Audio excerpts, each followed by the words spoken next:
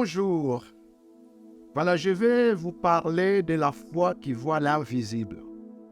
Et pour cela, je vais vous recommander de lire un texte de la parole de Dieu, Hébreux 11, versets 17 à 19, qui nous dit ceci: c'est par la foi qu'Abraham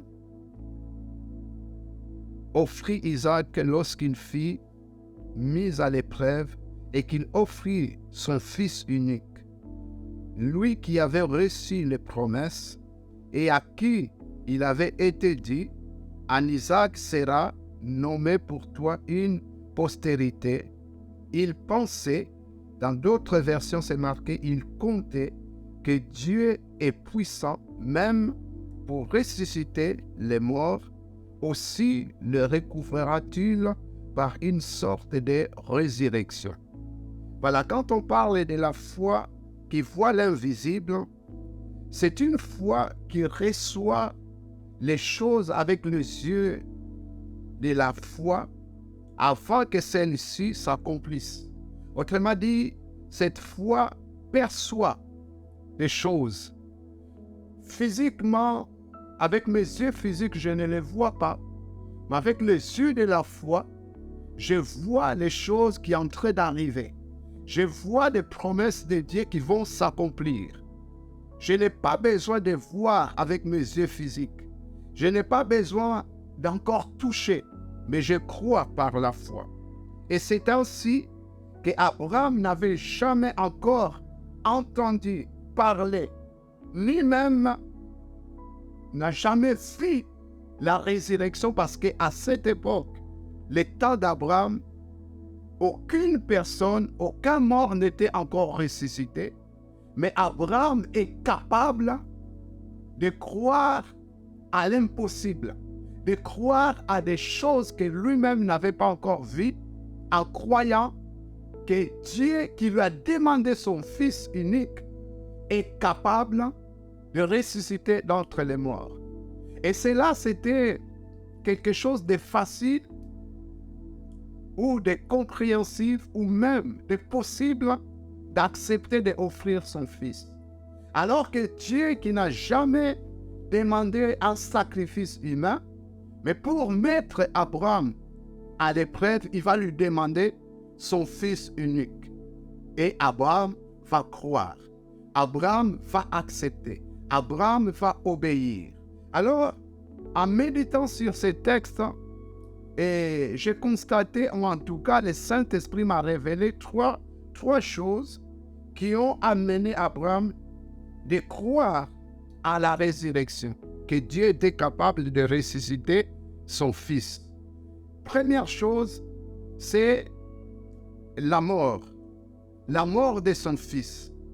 Au moment où Abraham va entamer cette marche de 3 jours jusqu'à la montagne de Morija pour offrir son fils, Abraham croyait que son fils est déjà mort, parce que Dieu l'avait demandé. C'est ainsi que lorsque Dieu nous demande quelque chose, nous devons croire que cela ne nous appartient plus. Lorsque Dieu nous demande notre vie, nous devons croire que notre vie ne nous appartient plus. Autrement dit, nous sommes déjà morts à nous-mêmes. Alléluia. Nous sommes déjà morts à nous-mêmes. Notre vie nous lui appartient. Donc, cela était déjà quelque chose de facile pour Abraham de croire que mon fils, de toutes les façons, il n'existe plus. Il appartient à Dieu. Alors, je peux aller l'offrir. Et deuxième chose est que Abraham, par les yeux de la foi, il croyait ou il avait vu Jésus-Christ et en conséquent la résurrection de Jésus. Parce que, mes bien-aimés, mes amis, on ne peut pas croire à la résurrection si on n'a pas vu Jésus et croire à la résurrection de Jésus. Vous me direz, frère, pasteur, mais du temps d'Abraham, Jésus n'existait pas encore. Jésus n'était pas encore né. Jésus n'était pas encore mort. Jésus n'était pas encore ressuscité. Comment Abraham peut croire à la résurrection de Jésus. Comment Abraham a vu Jésus? Effectivement, mes bien-aimés, la Bible répond à la Bible. Alléluia. Et dans Jean 8, verset 56, il nous est dit ceci, c'est Jésus lui-même qui parle. Abraham, votre père, a tressailli de joie, de ce qu'il verrait mon jour. Il a vu et il s'est réjoui. Amen. Autrement dit que par les yeux de la foi, Abraham avait déjà vu Jésus. Amen. Et Jésus lui-même l'a dit, avant que Abraham, votre père, soit né, j'ai vu déjà, j'existais déjà.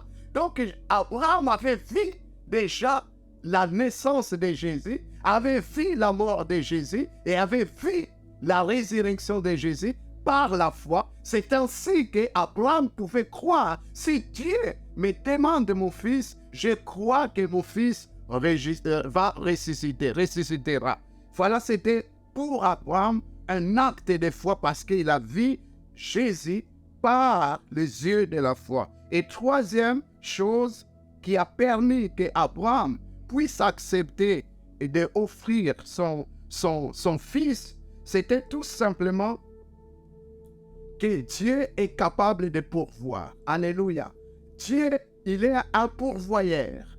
Pourquoi? Parce que au moment où il va arriver à cette montagne, Abraham va laisser ses serviteurs. Il dit, moi et les garçons, nous allons adorer.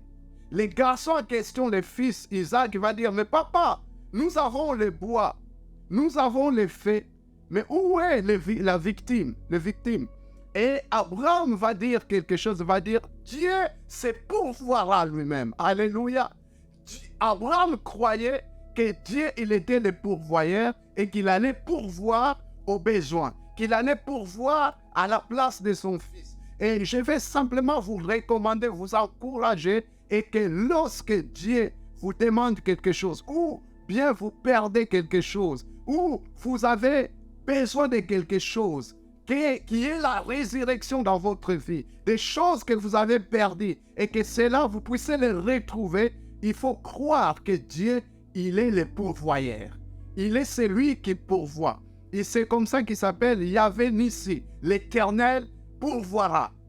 Alléluia. Et Abraham croyait. C'est ainsi que la Bible nous dit lorsqu'il va commencer à vouloir égorger et son fils, et l'Éternel dit, Abraham, Abraham, arrête. Ne fais pas du mal à ton enfant. Je vois que tu m'obéis. Autrement dit, je vois que tu as la foi. Je vois que tu as l'obéissance. Et quand il va regarder derrière, il y a un bélier qui était attaché. Dieu pourvoira toujours. Dieu, il est capable de ressusciter ce que tu as perdu. Dieu est capable que tu puisses retrouver dans la résurrection et des choses que tu as perdues. Peut-être c'est un emploi que tu as perdu. Peut-être c'est le mariage. Peut-être c'est la santé. Mais je vais simplement te dire, commence à regarder avec les yeux de la foi. La foi croit à l'invisible. Alléluia. Crois ce que tu n'as pas encore vu, comme Abraham croit et Dieu pourvoira. Que Dieu vous bénisse. Amen.